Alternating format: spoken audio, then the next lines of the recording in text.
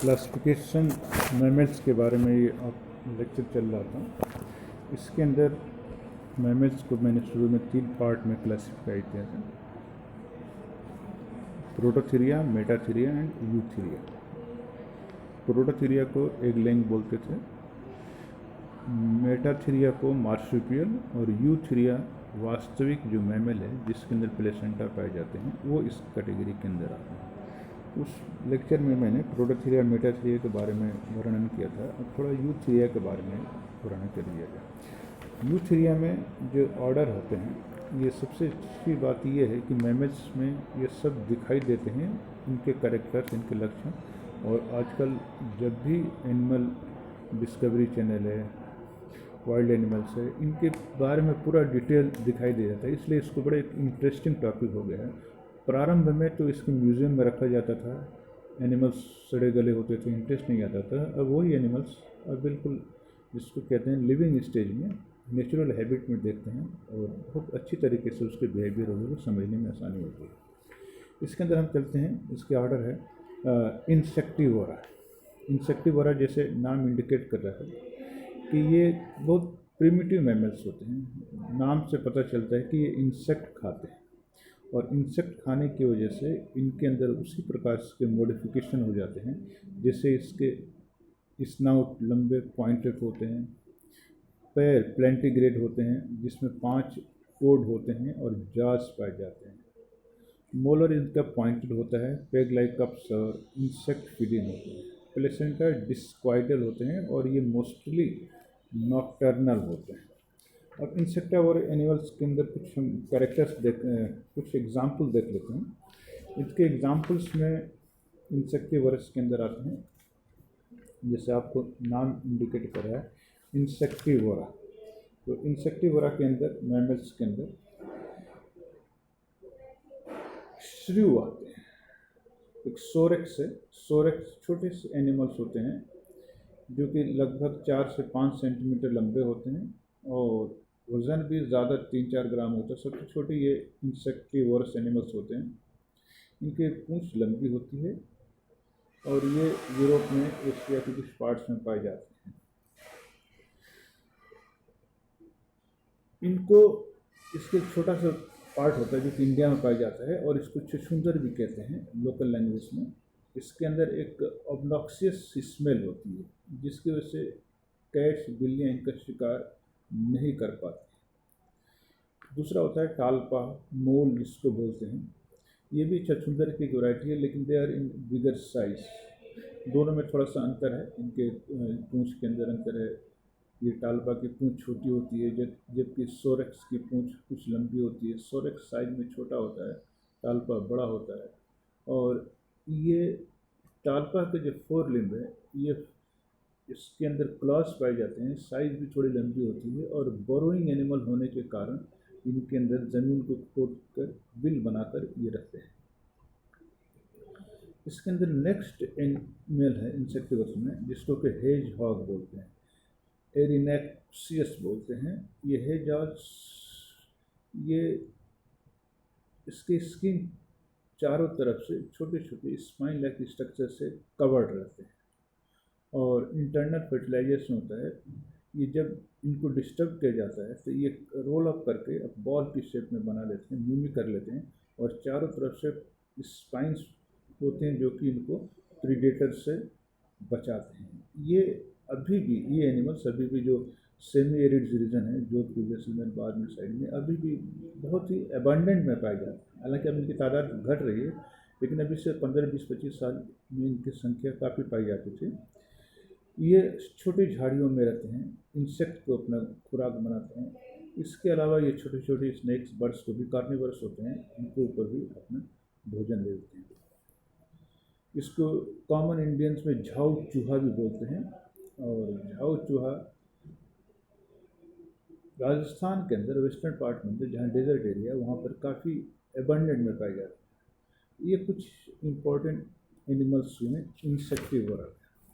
इंसेक्टिवोरा के बाद नेक्स्ट हम ऑर्डर लेते हैं मैमल्स के अंदर। तो नेक्स्ट ऑर्डर में हम उसी हिसाब से क्रम में चलेंगे। तो इसके अंदर होता है काइरोप्टेरा। ये भी एक एक ऑर्डर है काइरोप्टेरा, और काइरोप्टेरा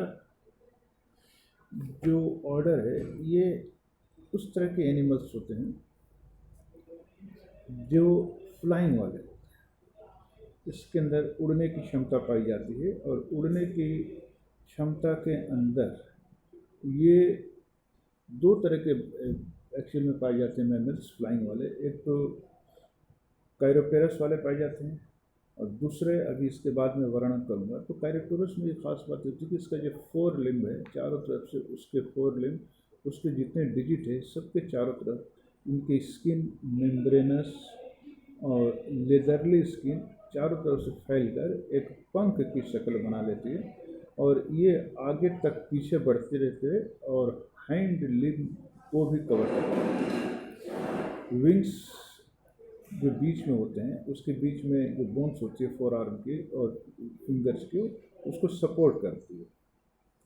इसके जो हैंड लिम्ब होते हैं वो बहुत छोटे होते हैं, और उसके अंदर क्लॉड पाए जाते हैं जिसको कहते हैं क्लॉड, CLAW क्लॉड होते हैं, और उसी के सहारे, उस क्लॉ के सहारे ये अपसाइड डाउन ये लटके रहते हैं। देखने में लगता है कि ये ऊपर से उल्टे लटके हुए, लेकिन इनका एक नेचुरल बिहेवियर होता है, उस कंडीशन में लटके रहते हैं और अपने आप को उसमें बड़ा कंफर्ट फील करते हैं। इनके अंदर नॉकटर्नल होने की वजह से इनकी आइज़ रुडिमेंट्री होती है और फंक्शनल नहीं होती, लेकिन रात में बहुत स्पीड से चलते हैं क्योंकि इनके वोकल कॉर्ड से कुछ अल्ट्रासोनिक साउंड्स निकलते हैं, और वो अल्ट्रासोनिक साउंड इस तरीके से होते हैं कि वो मनुष्य उसको सुन नहीं सकता। वो साउंड वेव जब किसी ऑब्जेक्ट से टकराते हैं, टकरा कर वापस आते हैं, तो ये उसका पता लगाते हैं ऑब्जेक्ट कितने दूरी पर है, किस साइज़ का है, उस ऑब्जेक्ट का नेचर क्या है, और उससे ये आसानी से बचकर निकल जाते हैं। ये इसकी एक विशेषता होती है। और ये बैट, आजकल बैट काफ़ी चर्चा में है, कोरोना वायरस का एक सोर्स माना जाता है फैलाने का, लेकिन अभी इस तरह का कोई ऑथेंटिक रिपोर्ट नहीं आई है। इनके नेचुरल हैबिट जंगल ही होते हैं और उससे डिस्टर्ब किया जा रहा है उसको। और इसके क्या है कि जैसे ये कुछ इनके अलग अलग टाइप होते हैं, जैसे कुछ होते हैं इंसेक्टिवरस बैट। इंसेक्टिवरस होता है राइनोलेफस, ये माइक्रो काइरोप्टेरा होते हैं जो साइज़ में छोटे होते हैं, बहुत ज़्यादा बहुत बड़े नहीं होते हैं, और ये भी जंगलों के अंदर पाए जाते हैं, और इसके इंसेक्ट इनका मुख्य भोजन होता है। दूसरा होता है साइनोप्टेरस। साइनोप्टेरस कहते हैं फ्रूगिवोरस। फ्रूगिवोरस कहते हैं फ्रूट ईटिंग बैट्स होते हैं, यानी ये ज़्यादातर के मोस्टली ये अपना भोजन फलों के ऊपर करते हैं, उसी से अपना भोजन लेते हैं। दूसरा होता है ये डिस्मोडस। डिस्मोडस के बारे में कहते हैं वैम्पायर बैट। वैम्पायर जैसा कि नाम इंडिकेट कर रहा है, इसको बड़ा बदनाम किया गया कि ये ब्लड सकिंग होते हैं। इसका कारण भी यही है कि जैसे कहते हैं कि एक कॉमन प्रचलन होती है कि चमगादड़ लोगों को खून पी जाती है, बाहर मछली के खून पी जाती है, तो एक्चुअली में इसकी एक वैरायटी होती है, वैम्पायर बाइट बोलते हैं, और ये जानवरों पर जो होता है वो खून पर भी इसके ऊपर असर रहती है, इसलिए ये थोड़ा अपने हिसाब से उसी हिसाब से मॉडिफाई करती है। और ख़ास तौर से जंगलों में जो एनिमल्स होते हैं उसके ऊपर चिपक कर उस जंगली एनिमल, कई बार आदमी जाता है वो भी इसका शिकार हो जाता है, और ये इसके जो इंसीजर होते हैं बिल्कुल रेजर की तरह शार्प होते हैं, स्किन पर कट लगाते हैं और वहाँ से ये अपना ब्लड निकलना शुरू हो जाता है और ये उसका भोजन करते हैं। ये जब मैमल्स के ऊपर अपना भोजन करते हैं, ब्लड करते हैं, तो ऑब्वियस बात है बहुत सारे जो जंगल में मैमल्स पाए जाते हैं वो पैरासाइट के रिजर्वायर होते हैं, और रिजर्वायर के मतलब कि वो पैरासाइट बैट्स के अंदर रह जाते हैं, और ये बैट्स सपोज कर लीजिए कि नोइंगली या अननोइंगली किसी ह्यूमन बीइंग के ऊपर आक्रमण करती है। आक्रमण मीन्स ब्लड चूसने के हिसाब से आती है। तो इसके अंदर जो पैरासाइट था, जो जंगली जानवरों से इसके अंदर आया था, वो ह्यूमन बीइंग में ट्रांसमिट हो जाती है। लोग कहते हैं कि भाई जानवरों बैट से किस तरीके से आता है। बैट चाइनीज़ को तो लोग कहते हैं चलो वो बैट का सूप करते हैं, बैट का भोजन करते हैं दूसरे, लेकिन हर आदमी इस चीज़ से इनको भोजन के रूप में नहीं लेता है। चाइना के अलावा शायद मेरा ख्याल है कहीं भी नहीं लिया जाता है। लेकिन ये जो सोर्स है फैलाने का वो ये है कि वैम्पायर बर्ड, एक बार और मैं बता रहा हूँ, वैम्पायर बर्ड जंगली जानवरों का ब्लड जब चूसते हैं तो उनके ब्लड इनके शरीर में आता है। ब्लड के साथ उसके अंदर जो रिजर्वायर पैरासाइट होते हैं वो रिजर्वायर का काम करते हैं, वो पैरासाइट बैट्स के अंदर आती है। बैट से इनका ट्रांसमिशन हो जाता है ह्यूमन बीइंग, और ह्यूमन बीइंग में ये अपना अलग अलग रूप में अलग अलग बीमारियों के रूप में दर्शाना शुरू कर देते हैं। क्योंकि ह्यूमन बीइंग कभी भी जंगल में नहीं जाता, लेकिन बैट एक माध्यम है जो कि इसको अलग अलग तरीके से इसको फैला देता है। तो ये एनिमल्स जो होते हैं इनको बोला जाता था कि ये कायरोप्टेरस एनिमल है, और कायरोप्टेरस एनिमल्स फ्लाइंग वाले होते हैं, और इसके अंदर ये बैट्स हो गए, ये सब एनिमल है। नेक्स्ट ऑर्डर अगर हम लेते हैं इस मैमल के अंदर तो वो है प्राइमेट्स का। प्राइमेट एक ऐसा एनिमल मैमल है जो सबसे एडवांस माना जाता है, और एडवांस मैमल्स के अंदर इस बात के एडवांस कहते हैं कि जिसके अंदर ब्रेन ज़्यादा डेवलप हो, ज़्यादा फंक्शनल हो, तो उसको हम प्राइमेट्स के अंदर कैटेगरी के अंदर लेते हैं। और प्राइमेट्स इस विशेषता होती है कि इनकी जो सेरिब्रल हिस्सा है वो काफ़ी डेवलप होता है, जिसके अंदर थिंकिंग का दूसरे पार्ट इसके अंदर काफ़ी डेवलप होते हैं। प्राइमेट्स को अगर वर्गीकरण करें तो ये भी एक बहुत लंबा प्रोसेस है, और ये स्टार्ट करते हैं हम, सबसे पहला होता है लेमोराइडी। लेमोराइडी के अंदर लीमर आते हैं, ये सबसे छोटे एनिमल होते हैं, और इनका लीमर के मतलब एक्चुअली होता है शाब्दिक अर्थ, ये घोस्ट भूत, ये छोटे छोटे होते हैं, छिपे रहते हैं, और ख़ास तौर से मेडागास्कर के जो एरिया है उस आइलैंड में ये बहुत ज़्यादा पाए जाते हैं। और छोटे एनिमल होते हैं, बहुत इनके थन भी छोटा रहता है, और अपोजेबल होता है, अपोजिटरी होते हैं, जिसको कहते हैं एक दूसरे से आकर ग्रिप बना लेते हैं। इनकी पूंछ लंबी होती है, नॉन प्रिहेंसाइल होती है, ये डायगोनल होते हैं, और प्लांट्स तथा दूसरे छोटे छोटे एनिमल्स के ऊपर अपना ये भोजन करते हैं। इसके अंदर दूसरा आता है लोरिस। लोरिस भी एक आर्बोरियल एनिमल होते हैं जो कि सिलिंड्रिकल शेप में होती है, साइज छोटा होता है, श्रीलंका और दूसरे नॉर्दर्न इंडिया में पाए जाते हैं।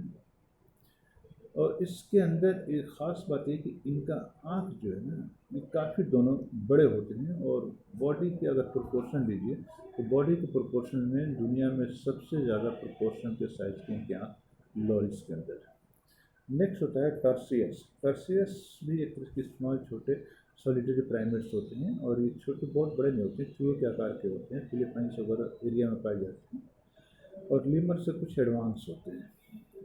इनकी भी आँख बड़े होते हैं, बाइनोकुलर विजन होता है, और इसके अंदर स्केल लॉन्ग और नैरो टफ्टेड टेल्स में प्रोवाइड हो जाता है। ये अपना भोजन इंसेक्ट है, छोटे छोटे एम्फीबियंस हैं, और रेप्टाइल्स के ऊपर अपना भोजन करते हैं।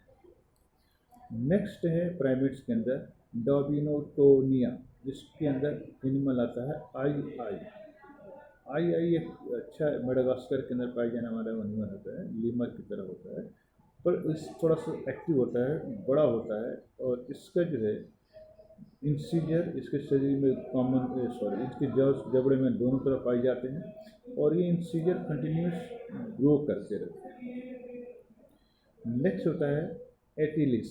एटिलिस कहते हैं स्पाइडर मंकी, इसके अंदर आता है। इसके अंदर पूंछ इसका बहुत ही प्रिहेंसाइल होता है। ये न्यू वर्ल्ड मंकीज के अंदर आते हैं, स्पाइडर मंकी आते हैं, और ये ट्रॉपिकल जंगलों में मैक्सिको में, ब्राज़ील में पाए जाते हैं। इसकी जो पूँछ होती है इतनी बड़ी और इतनी प्रिहेंसाइल होती है कि एक एक्स्ट्रा लिम्ब के रूप में काम करती है, लटकने के, चढ़ने के, इसके काम में आ जाती है। यहाँ तक कि ये इसकी पूँछ जो है लिम्ब की तरह छोटे छोटे ऑब्जेक्ट्स को भी उठाने का भी काम करती है। नेक्स्ट आता है इसके अंदर एलोवाटा। एलोवाटा एक्चुअल में क्या है, ये हॉलर मंकी। हॉलर मंकी मतलब कि चिल्लाने वाले मंकी होते हैं, हॉलर मंकी। ये जो न्यू वर्ल्ड मंकी होते हैं उसके अंदर सबसे बड़े साइज़ के मंकी होते हैं। इनके पूँछ प्रिहेंसाइल होते हैं, आवाज़ बहुत ही लाउड होती है, और ये इनमें टेरिटोरियल फाइट बहुत होती है। ये अपने आप को टेरिटरी को डिमार्क करते हैं, और इतने अंदर थोड़ी सी ये भी देखा गया है कि पेरेंटल केयर, सोशल, और इसके अलावा इसके अंदर सोशल ऑर्गेनाइजेशन बहुत अच्छे तरीके से वेल डेवलप होता है। इसमें भी अल्फा मेल होता है जो कि पूरे अपने ग्रुप को आगे बढ़ाता है। नेक्स्ट होता है पेपियो। पेपियो कहते हैं बैबून को। इसके अंदर बैबून आता है, और ये बैबून ओल्ड वर्ल्ड मंकीज के अंदर आते हैं, अफ्रीका में पाए जाते हैं। इसके जो चेहरा होता है कुछ डॉग लाइक होता है, और ये कैनाइन इसके अंदर टीथ पाए जाते हैं। कैनाइन टीथ ये इंडिकेट कर रहा है कि ये कॉर्निवोरस भी होते हैं, बहुत ही फिरोसियस होते हैं, और ये बात बात में काफ़ी एग्रेसिव हो जाते हैं। अपने ग्रुप के अंदर लड़ाई भी अच्छी होती है इन्हें सक्सेशन के लिए, और इनके ग्रुप में एक हायरार्की पाई जाती है। नेक्स्ट होता है मकाका। मकाका कहते हैं इसके अंदर रिसेस मंकी के अंदर आते हैं, जिसके यहाँ पर कॉमन बंदर बोलते हैं, लाल मुंह का बंदर बोलते हैं, और इंडिया में, चाइना, वियतनाम, काफ़ी जगह पाई जाती है। और जो आरिच ब्लड फैक्टर है सबसे पहले इसी के अंदर से डिस्कवर्ड किया गया है। सिंपल स्टमक होता है, पर इसके गाल चेक जो होते हैं लंबे होते हैं, पाउच की तरह होते हैं, और ये भोजन को स्टोर करने के काम आता है। नेक्स्ट होता है प्रिस्बिस्टिस। प्रिस्बिस्टिस इसके अंदर लंगूर आता है, हनुमान लंगूर बोलते हैं। उसका दूसरा शब्द कहते हैं प्रिस्बिस्टिस एंटिलस, इसकी स्पीसीज होती है, और ये इंडिया, पाकिस्तान, ये एरिया में काफ़ी पाए जाते हैं। ये पत्तियों के ऊपर पाए जाते हैं, और ये आर्बोरियल तो होते हैं, साथ साथ में ये ग्राउंड पर भी काफ़ी रहते हैं। आजकल जंगलों से काफ़ी इनकी तादाद कम ज़्यादा हो गई है, पर जंगल कम हो रहे हैं, तो ज़्यादा जो आबादी वाले क्षेत्र हैं उसमें भी आ जाते हैं इनके अपने भोजन के लिए। नेक्स्ट है हाइलोबेटिस। इस हाइलोबेटिस के अंदर गिब्बन आता है, और ये सबसे गिब्बन छोटा, साफ सुथरा, जेंटलेस्ट एंथ्रोप्स होता है, और रेन फॉरेस्ट में, ख़ास तौर से इंडिया में आसाम साइड में, नॉर्थ ईस्ट साइड में ये बहुत पाए जाते हैं। इसके अलावा ये इंडोनेशिया, मलेशिया में पाए जाते हैं। ये सिलिंड्रिकल, इसका बॉडी जो सिलिंड्रिकल होती है, लिम्स भी लंबे होते हैं, और ये ब्लैक कलर का मेल होता है जबकि फीमेल कलर्ड होते हैं। इसका मतलब ये है कि इसके अंदर सेक्सुअल डाइमॉर्फिज्म पाया जाता है। नेक्स्ट होता है पोंगो। पोंगो के अंदर होता है ओरंगटून। ओरंगटून भी एक